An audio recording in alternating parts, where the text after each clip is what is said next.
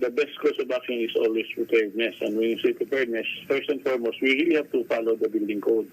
And huwag na tayong mag-cut corners pa. Kasi tayo din naman yung magkakaroon ng problema. Lalo na kapag may sakuna katulad ng lindol. The second is, again, yung preparedness is not just the business of our institute or business of OCD or NDRMC. It is everyone's collective duty to prepare. Alright. So sa bahay pa lang natin, dapat nakatrain natin mga anak natin paano mag-duck over and hold. We participate in earthquake drills. Next week, meron naman tayong earthquake drill 18. Yes. So I hope everybody will participate. The thing is, with the earthquake drill, again, tinuturuan tayo anong gagawin natin.